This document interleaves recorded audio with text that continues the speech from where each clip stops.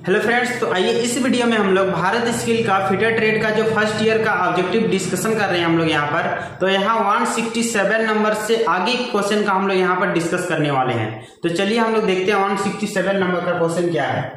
देखिए, which cutting fluid use for drilling in cast iron. Cast iron में drilling के लिए किस कटिंग फ्लूइड का उपयोग किया जाता है। तो आप लोग को मालूम होना चाहिए कि कास्ट आयरन में जब हम लोग ड्रिलिंग करते हैं तो वहां पर हम लोग जो है कोई फ्लूइड यूज नहीं करते हैं। वहां पर हम लोग क्या यूज करते हैं, तो ड्राई एयर यूज करते हैं। क्या यूज करते हैं, ड्राई एयर, यानी कूलिंग के रूप में हम लोग यहाँ पर यूज क्या करते हैं, ड्राई एयर जेट।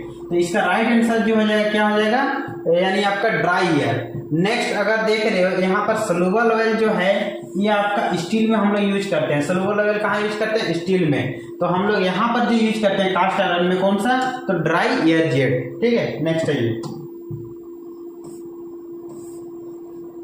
यहाँ पर एक फोटो दिया हुआ है, देखिए इसको। हाँ, ये फोटो है। चलो ठीक है, फोटो दिख रहा है, देखो। रेडियल ड्रिल मशीन में एक्स के रूप में चिन्हित भाग का नाम दे। यहाँ जो एक्स के रूप में ये दिखाया गया है, इस भाग का नाम पूछ रहा है। तो बेस तो इसको नीचे वाला को कहते हैं स्पिंडल। यहाँ पर होगा आपका बी नंबर रेडियल आर्म, यहाँ पर है रेडियल आर्म। दूसरा यहाँ पर देखिए क्या, स्पिंडल हेड, इसको क्या कहते हैं, स्पिंडल हेड। स्पिंडल हेड, इसका राइट आंसर हो जाएगा कौन सा, डी नंबर, यानी स्पिंडल हेड। नेक्स्ट है ये,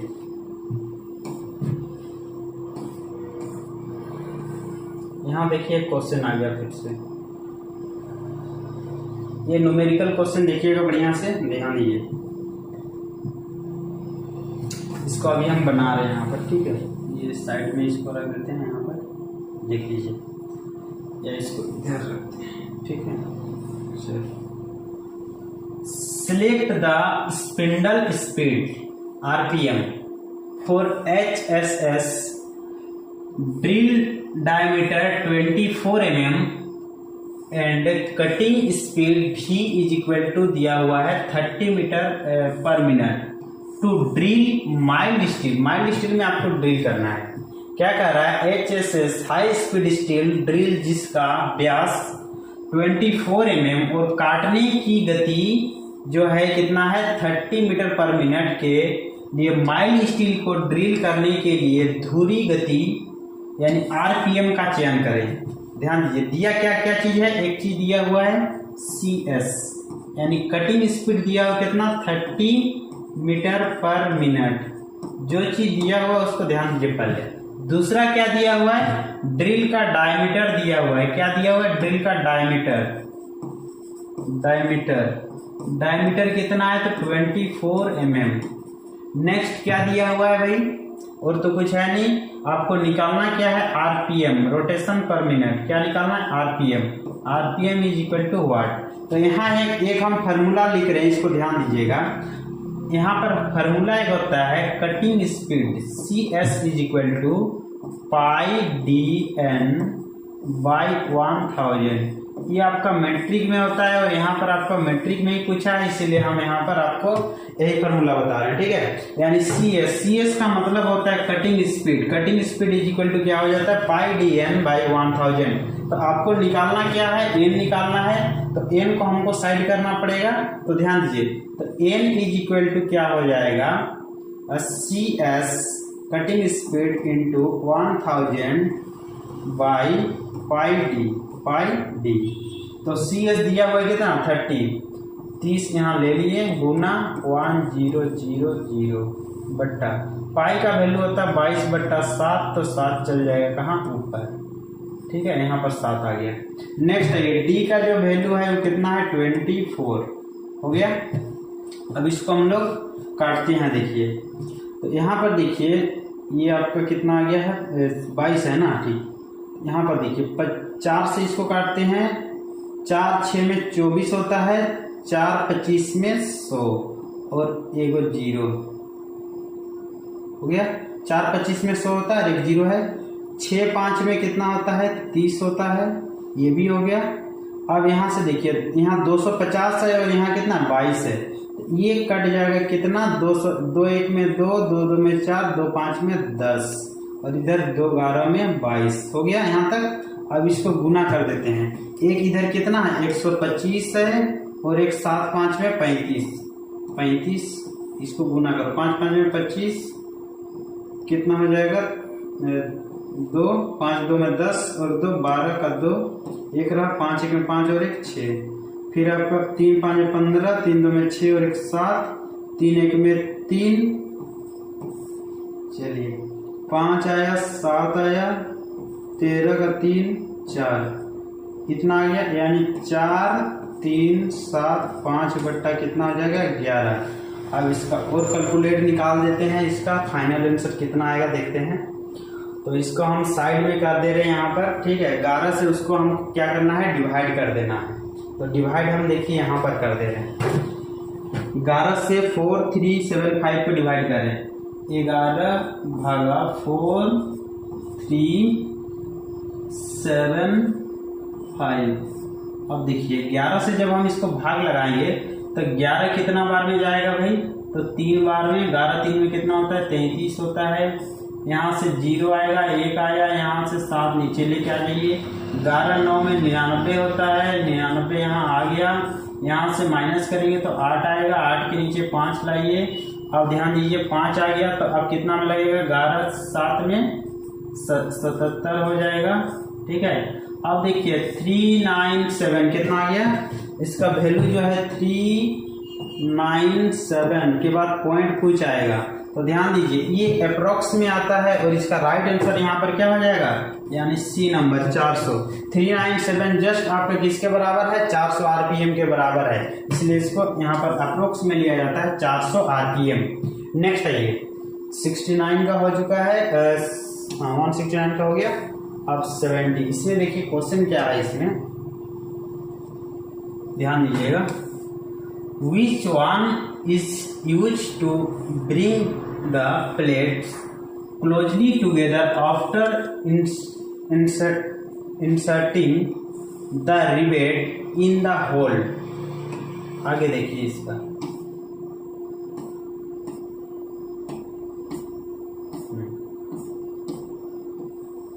हाँ यहाँ पर देखिए, ठीक है।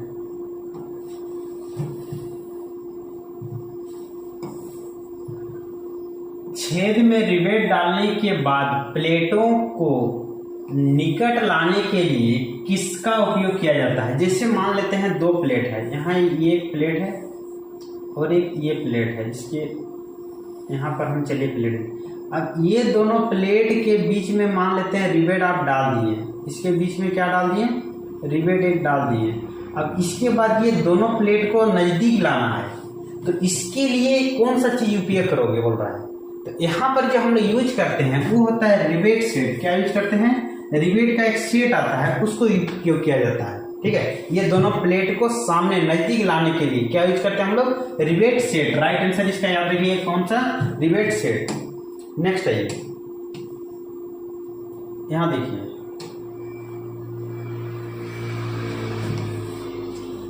What is the use of bent snap.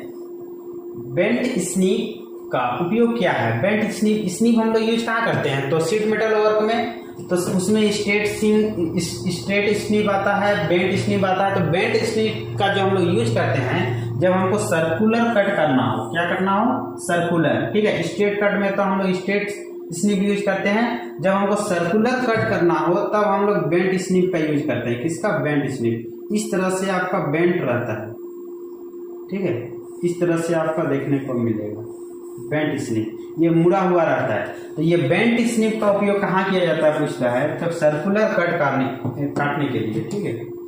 Next है ये 72 नंबर, यहाँ देखिए,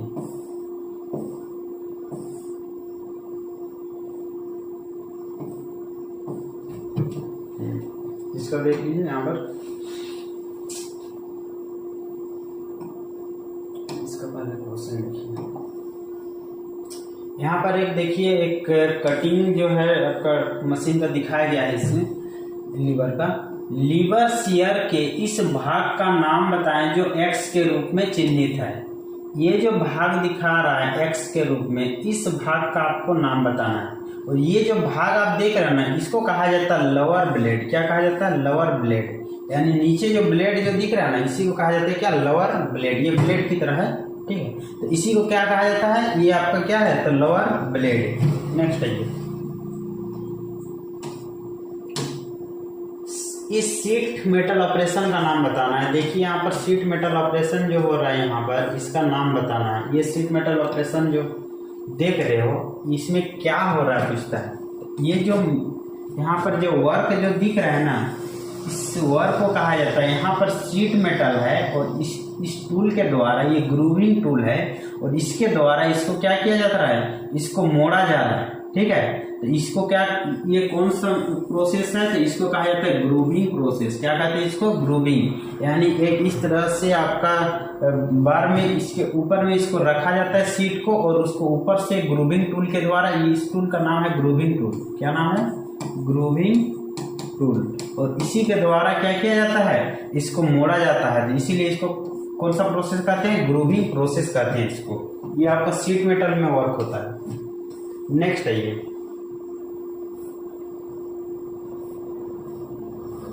यहाँ पर ध्यान दीजिए।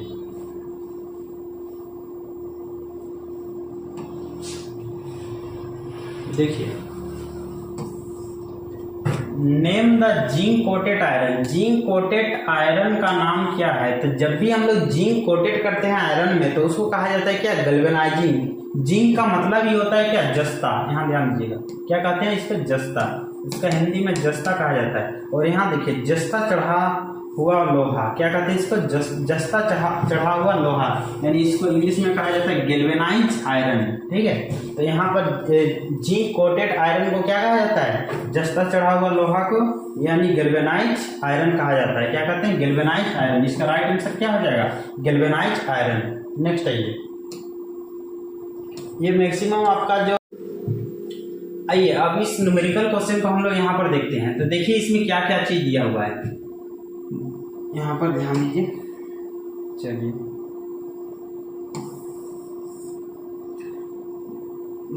2000 mm की लंबाई, 500 mm की चौड़ाई, 4 mm की मोटाई और 7.85 ग्राम सेंटीमीटर क्यूब की घनत्व वाली स्टील प्लेट की वजन की गणना करना है।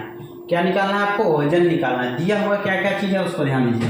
लंबाई यानी L इज इक्वल टू कितना है? 2000 mm। 2000 mm। अब ध्यान दीजिएगा एक चीज, यहाँ पर सेंटीमीटर क्यूब में इसका घनत्व दिया हुआ है, तो इसको भी हम सेंटीमीटर में चेंज करने के लिए क्या करेंगे? इसको 10 से हम विभाजित कर दे रहे हैं, तो कितना हो जाएगा? यानी 200 सेंटीमीटर। 200 सेंटीमीटर।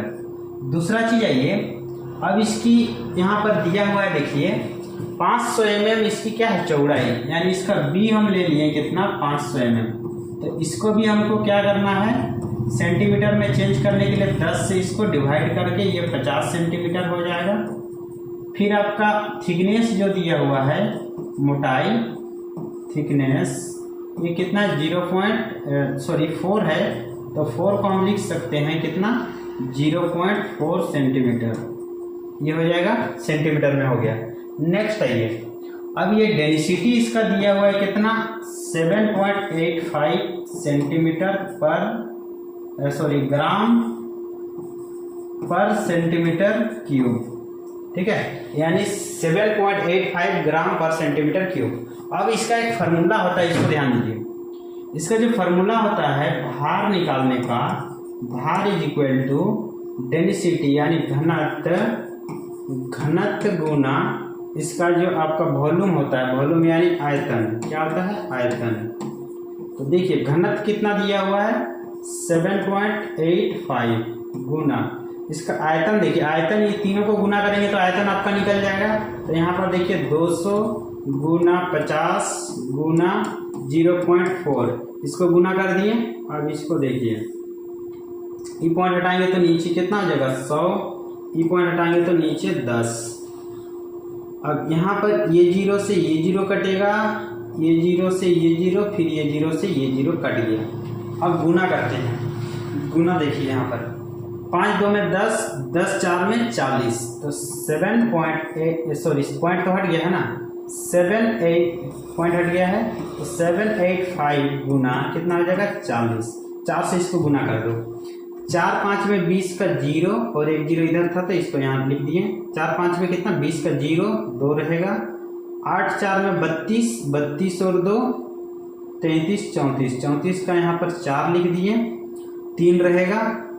4 7 में 28, 28 और 3 31, कितना हो जाएगा 31। अब इतना ग्राम हो गया। अब ध्यान दीजिए ग्राम को यदि हमको क्या करना है केजी में बदलना है तो 31,400 बट्टा क्या करेंगे 1000 से इसको भागा दे देंगे। 0 से 0 कट जाएगा, इसके बदले 1.4 केजी हो जाएगा। समझ में आया? तो यहाँ तक ये जो आपका क्वेश्चन बन गया। मेन है इसका ये फार्मूला, भार बराबर क्या हो जाता है घनत्व गुना आयतन। इस फार्मूला से आपका ये क्वेश्चन बन जाएगा। नेक्स्ट आइए 76 नंबर देखिए।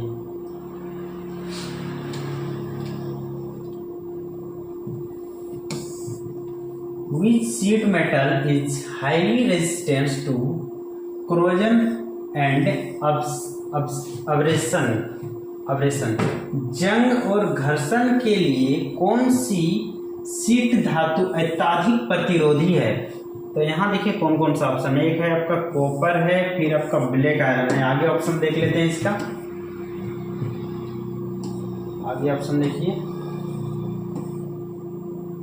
यहाँ पर देखिए इसका जो राइट आंसर जो होगा ये होगा क्या एल्यूमिनियम हो जाएगा। कौन सा हो जाएगा एल्यूमिनियम, याद रखिएगा। ठीक है, ये कोरोजन रेजिस्टेंस होता है। नेक्स्ट है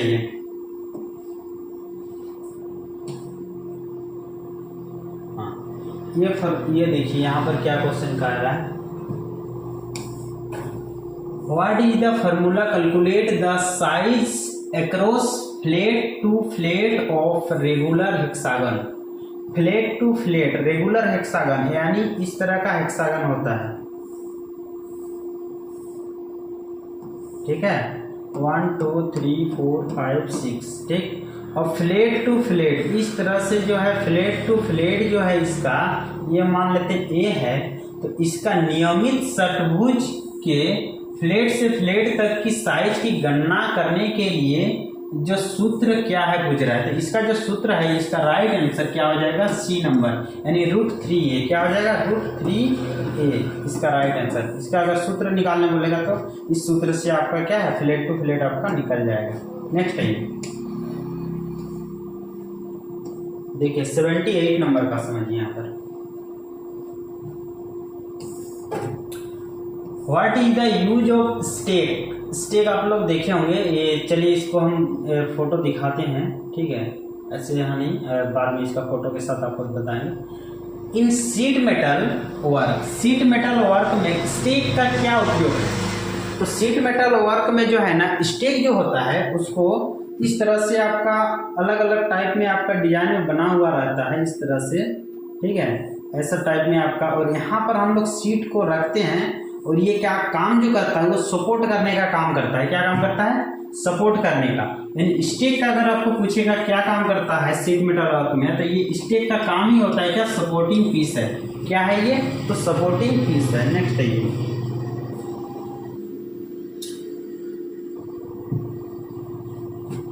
देखिए, अब अगला क्वेश्चन समझिए।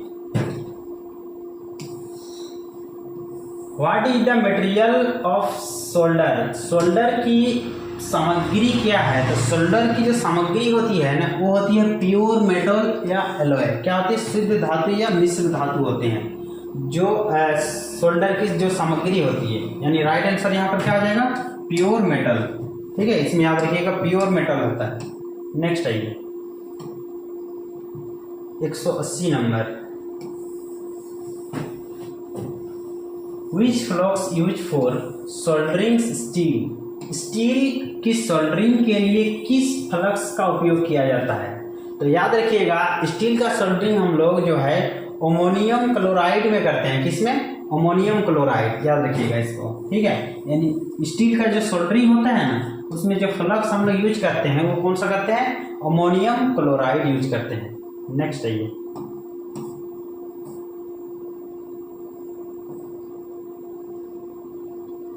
देखिए ये क्वेश्चन है आपका, ग्रोवर का उद्देश्य क्या है।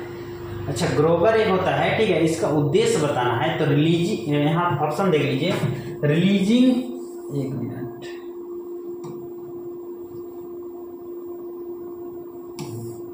रिलीजिंग ऑफ सीम, सीम की रिलीज करना, कंप्रेस द सीम यानी सीवन को कंप्रेस करना। चलिए और ऑप्शन देख ले,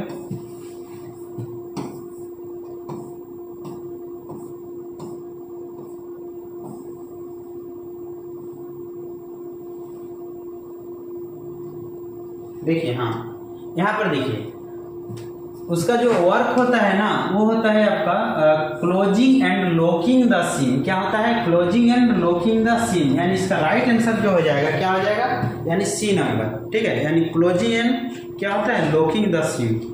नेक्स्ट आगे बढ़ते हैं हम लोग।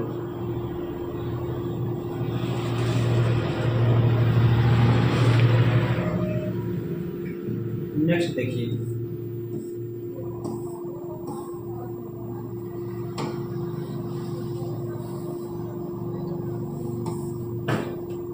What is the material use to manufacture rivet. तो रिवेट के निर्माण के लिए उपयोग किए जाने वाली सामग्री क्या है। तो रिवेट तो हम लोग को पता है रबर से नहीं बनाते हैं, ना ही सिंथेटिक बनाते हैं, और ना ही हार्डन स्टील, बहुत ज़्यादा हार्ड का भी नहीं बनाते हैं क्योंकि ये टूटना भी चाहिए। तो ये बनाते किसका, तो माइल्ड स्टील का तैयार करते हैं। रिवेट किसका तैयार करते हैं बोलेगा तो माइल्ड स्टील, मुलायम स्टील, यानी माइल्ड स्टील, ठीक है, मुलायम स्टील याद रखिए। नेक्स्ट है ये, हाँ ये एक रिवेट का यहाँ पर फोटो आ गया है, इसको देखिए, इस फोटो में आपको पूछ रहा है, ठीक है, वो जो एक्स पार्ट्स जो दिख रहा है ना, इसको बॉडी कहा जाता है। क्या कहते हैं इसको, ये वाला जो भाग है ये हो जाता है क्या, बॉडी, इसको बॉडी कहा जाता है। और ये जो होता है ये हेड होता है, क्या होता है, हेड होता है, ठीक है। तो यहाँ देख लिए, यानी एक हेड हो गया, ये आपका टेल, ठीक है, टेल। और ये जो है ये आपका इसका डायमीटर होता है, डायमीटर यहाँ से लिया जाता है, ये आपका रिवेट की डायमीटर, इसमें इसका हेड का डायमीटर अलग होता है, इसका डायमीटर अलग होता है, ठीक है। तो ये आपका डायमीटर हो गया।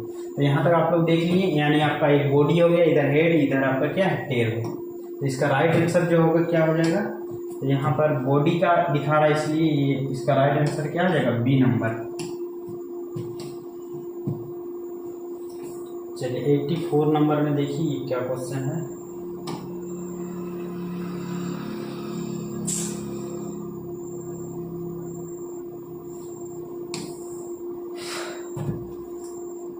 Which is the operation of covering area of the metal with molten solder? पिघला हुआ सोल्डर के साथ धातु के क्षेत्र को कवर करने वाला ऑपरेशन का नाम क्या है। तो यहाँ देखिए क्या कर रहे हैं, पिघला हुआ सोल्डर के साथ धातु के क्षेत्र को कवर करने वाला जो ऑपरेशन है इसका नाम होता है क्या, टिनिंग होता है। क्या नाम होता है, टिनिंग, याद रखिएगा। नेक्स्ट आइए, इधर है 85। चलिए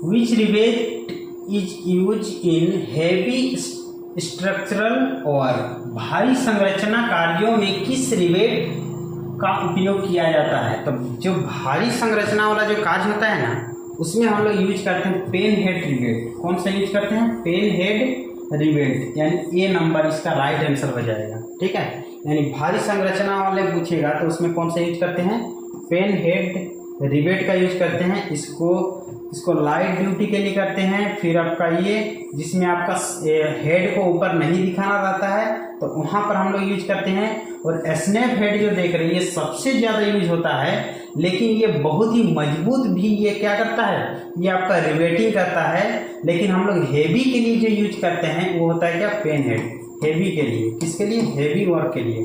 और ये स्नैप हेड जो है मोस्टली यूज होता है, क्या होता है, मोस्टली ज़्यादातर इसका यूज करते हैं, ठीक है। और दूसरा इसमें जिसमें हेड नहीं होता है, हेड होता है लेकिन ऊपर में हेड नहीं दिखता है, ठीक है, हेड को जिसमें गायब करना रहता है।